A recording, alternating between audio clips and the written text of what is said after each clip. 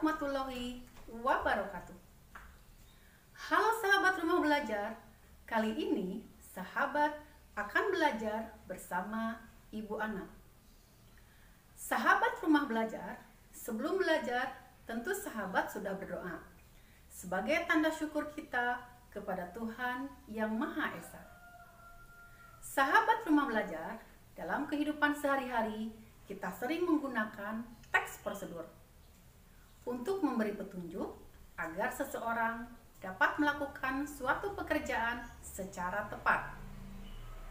Untuk itu, kita perlu memahami prinsip-prinsip penyajian teks prosedur. Mari kita cermati beberapa teks prosedur berikut. Sahabat rumah belajar, teks yang pertama memandu kita bagaimana cara menggunakan masker dengan benar. Silahkan cermati.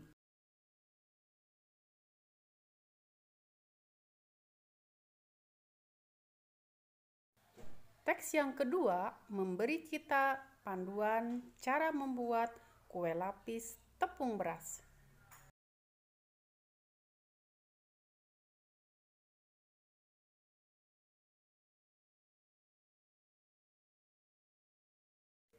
Teks yang ketiga memandu kita bagaimana cara mematikan komputer.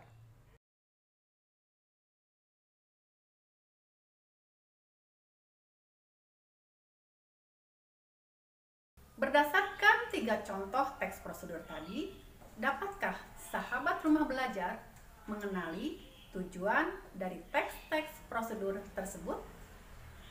Berdasarkan tujuannya, teks prosedur dibagi menjadi 3 jenis. Pertama, teks prosedur untuk memandu cara menggunakan atau memainkan suatu alat. Misalnya, cara memainkan suatu alat musik atau cara menggunakan alat tertentu. Yang kedua, teks prosedur untuk memandu cara membuat. Cirinya ada bahan, cara, atau langkah.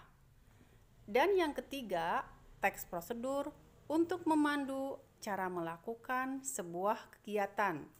Misalnya, cara menari, cara melakukan senam, atau cara mematikan komputer. Sahabat rumah belajar, teks prosedur yang berjudul cara menggunakan masker dengan benar merupakan teks prosedur cara menggunakan. Teks berjudul cara membuat kue lapis tepung beras merupakan teks prosedur cara membuat. Dan teks prosedur berjudul mematikan komputer dengan benar merupakan teks prosedur cara melakukan. Sahabat rumah belajar, jika kita perhatikan, teks prosedur memiliki ciri-ciri yang dapat kita identifikasi sebagai berikut. Ciri teks dari segi isi, yang pertama, teks prosedur berisi panduan langkah-langkah yang harus dilakukan. Kedua, dalam teks prosedur terdapat aturan atau batasan dalam hal bahan atau kegiatan dalam melakukan sesuatu.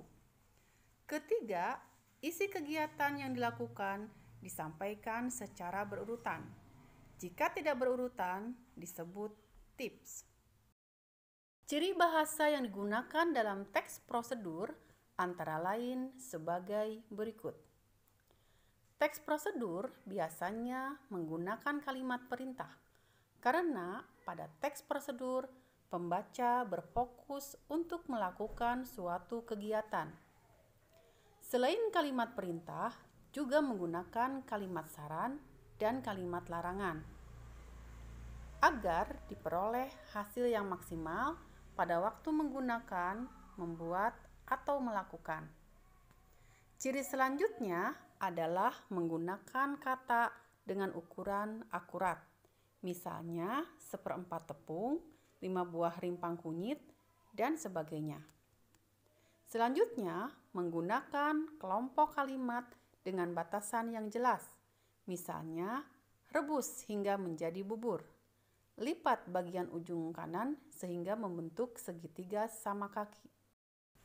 Dapatkah sahabat rumah belajar menemukan ciri-ciri teks prosedur dari segi isi dan segi bahasa pada teks yang sudah disampaikan tadi?